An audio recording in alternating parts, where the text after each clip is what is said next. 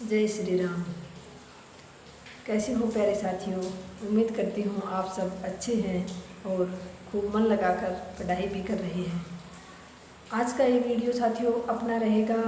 मैंने जो वीडियो बनाया था कि मैंने फर्स्ट पेपर और सेकंड पेपर में फर्स्ट ग्रेड में कितने क्वेश्चन किए थे, मेरे कितने सही हुए और कितने मेरे नंबर आए थे, इस पर उस वीडियो पर कुछ साथियों के कमेंट्स थे, उनकी कुछ जिज्ञासा थी, उसके बारे में आज का ये वीडियो रहेगा। उनकी जिज्ञासा को मैं, उनके प्रश्नों को मैं स्पष्ट करने की कोशिश करूँगी। उम्मीद करती हूँ आपको समझ में आएगा अच्छे से। तो सबसे पहला जो कमेंट्स था एक, इसका मैं जवाब देने जा रही हूँ, वो था माया देवी का। माया देवी ने पूछा था आपत्ति लगाने से क्या होता है और डिलीट क्वेश्चन का मतलब क्या होता है। तो आपत्ति लगाने से ये होता है, एक क्वेश्चन और भी था किसी साथी का कि आपत्ति लगाने से क्या सबको फ़ायदा मिलता है। तो मैं आपको बताना चाहूँगी, जैसे कि शुरुआत में जब फर्स्ट की आती है तो आपत्तियाँ मांगी जाती हैं, 2 दिन का समय दिया जाता है, आपको आपत्ति लगानी होती है। आपत्ति लगाने का मतलब होता है जैसे कि किसी प्रश्न में 2 ऑप्शन सही होते हैं, क्योंकि प्रश्न बनाते समय बहुत सारे प्रश्न डिलीट होते हैं। उनका कारण यही है, या तो वो आउट ऑफ सिलेबस होते हैं या फिर उसमें 1 से अधिक ऑप्शन सही होते हैं। तो जो 1 से अधिक ऑप्शन सही होते हैं जैसे, और उसमें आपने जैसे कि ब ऑप्शन किया था वो भी सही है और उसमें सी ऑप्शन भी सही है, तो आरपीएससी ने सी मान लिया, तो आपने बी किया था तो आपका गलत हो गया, तो फिर आपने आपत्ति लगा दी। ये तो होता है आपत्ति लगाना। आपत्ति लगाने के लिए आपको साथ में प्रूफ ले जाना पड़ता है। जो प्रामाणिक पुस्तकें होती हैं उनमें से आपको पेज लगाना होता है। आप ई मित्र वाले के पास जाते हो तो वो अपने आप आपको प्रश्न संख्या बतानी होती है, आपके पेपर में नहीं। जो आरपीएससी अपनी वेबसाइट पर डालती है मास्टर पेपर, उसमें उस प्रश्न की संख्या कितनी है, क्योंकि वैसे तो प्रश्नों की संख्या आगे पीछे होती रहती है, उस प्रश्न में प्रश्न संख्या कितनी है और उस पर आपको साथ में वो पेज लगाना होता है कि इसमें ये आपने जो उत्तर दिया है, ये भी मैंने जो उत्तर किया है वो सही है, इस बात का आपको प्रूफ देना होता है। ये तो होता है आपत्ति लगाना। और उसके बाद डिलीट क्वेश्चन का मतलब हो गया, जैसे कि शुरुआत में जो किया है उसमें 150 क्वेश्चन थे पेपर में हिंदी के में, और उसमें से उन्होंने 9 क्वेश्चन डिलीट कर दिए। तो 9 क्वेश्चन डिलीट उन्होंने इसलिए कर दिए क्योंकि उन्हें लगा कि बाद में भी आपत्तियाँ लगेंगी, बहुत सारी आपत्तियाँ आएंगी, इसलिए इसे पहले डिलीट कर देते हैं। तो उन्होंने जब पेपर को दोबारा की डालने से पहले निरीक्षण किया तो उस समय उन्हें लगा कि हाँ ये 9 प्रश्न डिलीट कर देने चाहिए, उन्होंने डिलीट कर दिए। अब पीछे से जैसे कि एक साथी का प्रश्न था कि नंबर कैसे बढ़ गए, आपके 315 बन रहे थे तो फिर आपका सिलेक्शन कैसे हुआ। तो मैंने बताया ना, अंतिम जब सूची आई तो उसमें मेरे 337 नंबर थे। मेरा सिलेक्शन इसलिए हो गया क्योंकि जैसे कि क्वेश्चन जो बढ़ते हैं ना, एक साथी का कमेंट भी था कि डेट उसमें से कितने % जो है वो कटने के बाद कितने बचते हैं, कि बोनस या फिर वेटेज कैसे बढ़ता है। तो बोनस तो नहीं कहेंगे हम इसको, बाद में जो प्रश्न बचते हैं ना उनका वेटेज बढ़ जाता है। जैसे कि शुरुआत में उन्होंने 9 क्वेश्चन डिलीट कर दिए, अब पीछे 150 में से क्वेश्चन बचे 141, तो 141 क्वेश्चन जो है वो अब 300 नंबर के रह गए। उसके बाद जैसे उन्होंने दोबारा किया आई फाइनल, तो इसमें 7 क्वेश्चन उन्होंने और डिलीट दिखा रखे हैं। हिंदी में 16 है शायद, थोड़ा एक नंबर एक क्वेश्चन ऊपर नीचे हो सकता है, जहाँ तक मुझे याद है 16 क्वेश्चन डिलीट हुए थे हिंदी में। तो 16 क्वेश्चन निकाल दीजिए आप 150 में से, पीछे बचे 134 क्वेश्चन। अब 134 क्वेश्चन 300 नंबर के रह गए, तो उसमें जो हमारे सही थे ना उसके हिसाब से वो वेटेज बढ़ गया, अंकों का वेटेज बढ़ गया प्रश्नों में, क्योंकि 16% रेट कर देने के बाद 134% बचे। अब पहले 150% 300 नंबर के थे, अब 134% 300 नंबर के रह गए। तो वेटेज बढ़ने के कारण मेरे नंबर बढ़े और मेरा सिलेक्शन हुआ। वैसे पहले मैं जिस हिसाब से आइडिया लगा रही थी उस हिसाब से मेरे 315 बन रहे थे। उसके बाद एक साथी का प्रश्न था, और फिर एक बात और, एक का प्रश्न था कि आपत्ति लगाने से क्या सबको फायदा मिलता है या फिर जो आपत्ति लगाता है उसी को। तो जैसे कि आपत्ति जिसको डाउट हो उसको लगा देनी चाहिए। जैसे कि एक बार तो हम आपत्ति लगाते हैं तो जो पर्सन डिलीट होते हैं वो सभी के लिए, सभी को उसका वेटेज बढ़ता है, सभी को फायदा मिलता है। लेकिन फिर कल को अगर 1-2 क्वेश्चन फाइनल जो की आती है उसके बाद भी अगर किसी साथी को लगता है जो बहुत ही पॉइंटों में रह जाता है, वो 1 या 2 क्वेश्चन को ले जाकर कोर्ट में जा सकता है, कोर्ट में जाकर केस कर दे, और फिर लास्ट में जब दोबारा इस पर चर्चा हो तो जिस पर्सन को डिलीट हुआ था या जिस पर्सन के अंक बढ़े थे वो पर्सन अगर ऊपर नीचे हो जाए, यानी सही गलत में कुछ अंतर आ जाए, तो फिर वहाँ जाकर उसी साथी को फायदा मिलता है उस पर्सन का जिन्होंने आपत्ति लगाई थी। शुरुआत में तो आप आपत्ति लगाते हो, फिर डिलीट होते हैं, जो भी होता है सबको फायदा होता है। लेकिन कल को अगर 1-2 पर्सन पर मार्जिन आ जाए, 1-2% पर बात हो जाए, भर्ती कोर्ट में चली जाए, तो वहाँ पर जिन्होंने आपत्ति लगाई थी उन्हीं को फ़ायदा मिलता है। फिर वो देखते हैं कि इन प्रश्नों पर किन किन ने आपत्ति लगाई थी, उन्हीं को फ़ायदा देते हैं वो।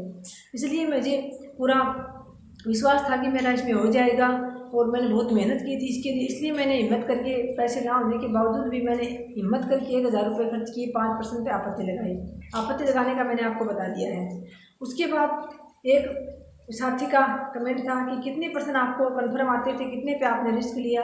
तो 115+ % तो मुझे कन्फर्म आते थे, 115 तो आते ही आते थे। ऐसे परसेंट 115 तो जिसमें मैं बिल्कुल श्योर थी कि हाँ इसके ये उत्तर है।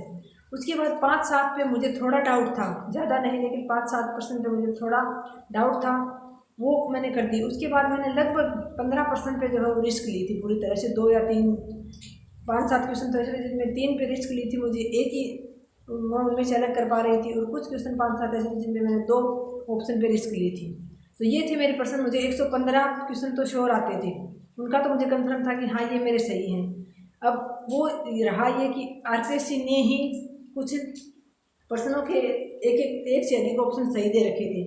तो अब वो आरपीएससी वालों की गलती है, वो बेचारे बहुत सारे अभ्यर्थी भुगत भी रहे हैं, उनको ही पता है कैसे इतनी लंबी प्रक्रिया होती है भर्ती की, और कैसे जाके एक भर्ती पूरी होती है, कितना विद्यार्थी तपता है, कितनी मेहनत करता है, वो तो जो इस पर बीतती है वही जानता है साथियों। उसके बाद एक साथी हैं कुलदीप चौधरी, उनका प्रश्न था कि कुछ पंक्तियाँ आई थी, उसमें से वो पंक्तियाँ डिलीट क्यों हुई, ये बात मेरी समझ में नहीं आ रही। तो मैं कुलदीप जी को कहना चाहूँगी कि पंक्तियाँ, वैसे तो मैंने सारे प्रश्न मेरे ध्यान में नहीं कि कौन कौन से प्रश्न डिलीट हुए थे, लेकिन एक प्रश्न जो मेरे ध्यान में है, जैसे कि एक बिहारी जी की पंक्ति आई थी, तो बिहारी जी की जो पंक्ति आई थी उसमें उत्तर स्पष्ट दिख रहा था, मतलब 4 जो ऑप्शन थे उसमें से आप आराम से पता कर सकते हैं कि ये ऑप्शन इसका सही है, लेकिन बावजूद इसके कुछ साथियों का वो गलत हो गया, और उन साथियों ने उस पर आपत्ति लगा दी। आपत्ति ये कहकर लगा दी कि आउट ऑफ सिलेबस है, क्योंकि जो बिहारी के हमारे सिलेबस में जो 25 दोहे दे रखे हैं उसमें से वो दोहा नहीं था, उन 25 दोहों से अतिरिक्त वो दोहा था जिससे वो प्रश्न आया था। तो जिन साथियों का गलत हो गया, मेरा तो वो सही था और लगभग साथियों का सही था, लेकिन कुछ का फिर भी गलत हो गया, उन्होंने ये कहकर आपत्ति लगा दी कि आउट ऑफ सिलेबस था। वैसे अगर देखें तो वो आउट ऑफ सिलेबस नहीं था, क्योंकि बिहारी जी हमारे पाठ्यक्रम में शामिल है रीतिकाल के, और तो बिहारी जी का कोई भी दोहा पूछा जा सकता है, लेकिन वो स्पेशल काव्य दे रखा है, उन्होंने कहा कि 25 दोहे हमारे पाठ्यक्रम में शामिल कर रखे हैं, तो ये बोल के कि उन्होंने आउट ऑफ सिलेबस बोल के उस पर आपत्ति लगा दी उस साथियों ने, और वो प्रश्न भी शायद डिलीट हो गया था। ये एक प्रश्न तो मेरे ध्यान में आ रहा, और कोई पंक्तियों वाला प्रश्न मेरे ध्यान में नहीं आ रहा, ये मैंने आपको कारण बता दिया। इसके अलावा एक देसी जाटनी नाम से आईडी है, उनका भी ये प्रश्न था कि क्वेश्चन डिलीट करना क्या होता है और क्यों करते हैं। तो क्वेश्चन डिलीट करना मैंने आपको बता दिया, एक से अधिक ऑप्शन सही होते हैं या तो उनके, या फिर वो आउट ऑफ सिलेबस होता है। जैसे मैंने आपत्ति लगाई थी तो 3 तो ऐसे प्रश्न थे उनमें से जो मेरे सही थे, और एक और ऑप्शन भी सही था। एक तो शायद इसमें व्याकरण का था और 2 साहित्य के थे, या 2 व्याकरण के थे, 1 साहित्य का था, ऐसे मेरे पूरा तो याद नहीं, लेकिन 3 क्वेश्चन तो ऐसे थे, और 2 क्वेश्चन पत्रिकाओं वाले थे। एक तो राजस्थान की प्रथम पत्रिका कौन सी थी, पत्रिकाएं नाम से अपने पाठ्यक्रम में कोई स्पेशल पाठ्यक्रम में दे नहीं रखा है कि पत्रिकाएं भी आएंगी, तो वो 2 क्वेश्चन जो वो मैंने आउट ऑफ सिलेबस करके और उनकी आपत्ति लगाई थी मैंने, क्योंकि पत्रिकाएं अपने पाठ्यक्रम में शामिल नहीं थी। हाँ, कवियों की, लेखकों की पत्रिकाएं हमने साथ साथ याद की थी, लेकिन स्पेशल पत्रिका नहीं थी। उन्होंने एक तो स्पेशल ये पूछ रखा था कि राजस्थान की प्रथम पत्रिका कौन सी थी, और एक और प्रश्न पूछ रखा था, तो फिर वो भी आउट ऑफ सिलेबस बोल के मैंने 2 पर आपत्ति लगाई थी। बाद में अंतिम किया आई, तब तक हमारी ज्वाइनिंग हो चुकी थी, और फिर मैंने देखा नहीं कि मैंने जो 5 पर आपत्ति लगाई थी वो 5 डिलीट हुए हैं या फिर क्या हुआ, वो मैंने देखा नहीं। लेकिन डिलीट करना, आपत्ति लगाना, ये सब होता है साथियों। बहुत सारे साथियों ने कमेंट कर रखे थे, तो इसलिए मैंने आपके कमेंट्स का जो मुझे ठीक लगे, हाँ ये जिज्ञासा आपकी पूरी होनी चाहिए, आपको पता चलना चाहिए, वो मैंने बता दी है। इसके अलावा जैसे रीनू सोनी के नाम से एक आईडी है, उन्होंने 2nd ग्रेड के विषय में पूछ रखा है कि 2nd ग्रेड में कितने क्वेश्चन करने चाहिए। अब देखो बहनों, क्वेश्चन का पहले कुछ नहीं पता चलता कितने करने चाहिए। हम ये टारगेट लेके नहीं चल सकते कि हम 50+ क्वेश्चन करेंगे, 60+ करेंगे। हमें तो अपना जो पाठ्यक्रम अपने सामने होता है उसको बहुत बेहतरीन तरीके से तैयार करना होता है। उसके बाद जब प्रश्न पत्र हमारे सामने आता है, हम पेपर देने के लिए बैठते हैं, तो वो 3 घंटे का समय हमारे लिए बहुत महत्वपूर्ण होता है। उस 3 घंटे में प्रश्न पत्र देख के निर्धारित किया जाता है कि हम इसमें कितने प्रश्न करेंगे और कितने हमें नहीं करने चाहिए, कितने हमें आते हैं, वो देख के निर्धारित होता है। पहले आप कुछ निर्धारित नहीं कर सकते, क्योंकि प्रश्न पत्र का स्तर किसी को नहीं पता। अगर प्रश्न पत्र कठिन आता है तो फिर आप उसमें 50 तक कर देते हो तो भी सही है, और प्रश्न थोड़ा सा ठीक आता है, मध्यम श्रेणी का आता है, तो फिर आपको उसमें 60 से 70 के बीच प्रश्न करने ही होते हैं। सही 100 प्रश्न आते हैं सेकंड ग्रेड में। तो पहले कुछ नहीं कर सकते कि आपको इतने क्वेश्चन करने चाहिए, आप इतने क्वेश्चन तक होने ही चाहिए आपके, पहले कुछ नहीं कर सकते। वो प्रश्न पत्र का जो स्तर होता है वो निर्धारित करता है साथियों।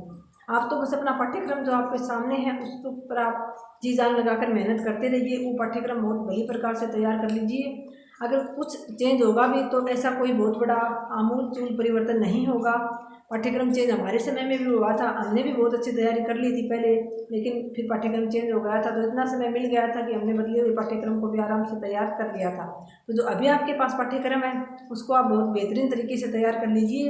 अगर परिवर्तन होगा, थोड़ा बहुत इधर उधर होगा, तो आप उसको आराम से कवर कर लोगे बाद में, लेकिन अभी जो आपके पास है उसको आप अच्छी प्रकार से तैयार कर लें। खुद के नोट्स में तो यही कहूँगी, खुद के नोट्स ज़रूर बनाएं। आप आपने किसी का कोर्स ले रखा है तो उस PDF से आपने बुक ला रखी है, तो आपको लगता है कि बुक में भी वही है, नोट्स में भी वही है वही चीज़, लेकिन फिर रिवीजन करने के लिए पूरी बुक नहीं पढ़ी जाती है। आप इतनी मोटी बुक को आप बार बार रिवीजन नहीं कर सकते, लेकिन आप अगर उसमें से सार निकाल लेते हैं, नोट्स बना लेते हैं, तो फिर अंतिम समय में, परीक्षा के समय में आपको बार बार, एक बार आपने 2 बार बुक को अच्छे से पढ़ के और आपने उसके नोट्स बना लिए, तीसरी बार तो फिर आपको बुक साइड में छोड़ देनी चाहिए, आपको नोट्स का ही रिवीजन करना चाहिए। और लास्ट समय में भी आप नोट्स का ही रिवीजन कर पाते हैं, पूरी बुक का नहीं। अगर आपको ये लगता है कि हम बुक से ही पढ़ लेंगे तो फिर ठीक है, आप उनको हाईलाइट या अंडरलाइन करते हुए चलिए, आप उनसे रिवीजन कर लीजिए।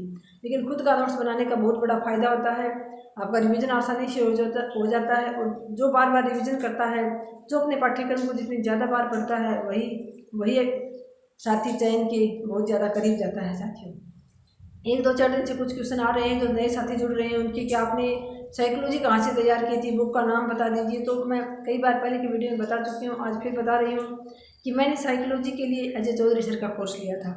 उनके कोर्स के अलावा मैंने कुछ भी नहीं पढ़ा। हाँ, यूट्यूब पर मैंने विवेक सर की, कलाम एकेडमी वाले विवेक सर की मैराथन क्लास आती थी, वो मैं ज़रूर सुनती थी काम करते हुए। इसके अलावा पहले 3rd ग्रेड के लिए मैंने कोरोना काल में समग्र मनोविज्ञान जो आती है, अवनी पब्लिकेशन देवसिंह दाबाई सर की, वो पढ़ी थी अच्छे से। अभी तो मैंने 1st ग्रेड के लिए तो सिर्फ और सिर्फ वो नोट्स पढ़े थे, इसके अलावा कुछ वीडियो ज़रूर देखे थे। तो आपसे मैं यही कहना चाहूँगी कि आप नोट्स बनाइए खुद की। आपने किसी का कोर्स दे रखा, बहुत सारे, जैसे देवसिंह दाबाई है, वंदना मैम है, एक जो पहले उत्कृष्ट क्लासेज में थे, उन्होंने नेक्स्ट गुरु नाम से नया बनाया है, वैष्णव सर, वो भी मनोविज्ञान अच्छी पढ़ाते हैं। मनोविज्ञान के लिए कई सारे सर हैं, आपको जिसकी समझ में आए, जिसके आपको अच्छे लगे, वही आपके लिए बेस्ट होगा, उससे आप पढ़ लो साथियों। तो ये तो थे आपके कुछ प्रश्न जिनको मैंने हल करने की कोशिश की है। उम्मीद करती हूँ कि आपको ठीक लगे, आपकी समझ में आया होगा। और रही बात नेगेटिव मार्किंग से कैसे बचें, 3 घंटे प्रश्न पत्र कैसे हल करें, ये सारी बातें साथियों जब भर्ती आ जाएगी, जब पेपर पास में होगा, तब बताने की है। तब मैं आपको कई बार कर चुकी हूँ, समय के साथ मैं आपको सारी बातें बताती जाऊँगी। आप के लिए हर वीडियो उपलब्ध हो जाएगा जब जब आपको ज़रूरत होगी। अभी तो आपको सिर्फ और सिर्फ ज़रूरत है तो पढ़ने की है, तैयारी करने की है। आप अभी तो अपने पाठ्यक्रम पर ध्यान देते हुए तैयारी कीजिए, बहुत भली प्रकार से अपने पाठ्यक्रम को आप तैयार कीजिए। जितना ज़्यादा आप समर्पित रहकर, भले ही आप समय थोड़ा दे पाएँ, 10-12 घंटे ना दे पाएँ, थोड़ा दे पाएँ, लेकिन थोड़े में भी अगर आप समर्पित होकर और सच्चे भाव से, सच्ची मेहनत से, सच्ची लगन से आप तैयारी कर रहे हैं, मेहनत कर रहे हैं, तो आपकी मेहनत ज़रूर कामयाब हो जाएगी साथियों। तो आज के वीडियो में इतना ही साथियों। आपका कोई ऐसा जो क्वेश्चन होता है वो मैं कमेंट्स बॉक्स में भी जवाब देने की कोशिश करती हूँ। और यहाँ मैंने आज आपके कुछ क्वेश्चन लिए हैं, उम्मीद करती हूँ कि आपको ठीक लगा होगा। और आपका बहुत बहुत धन्यवाद मेरे वीडियोज़ को इतना प्रेम देने के लिए। आज की वीडियो में इतना ही, मिलते हैं नेक्स्ट वीडियो में। धन्यवाद। जय हिंद, जय भारत।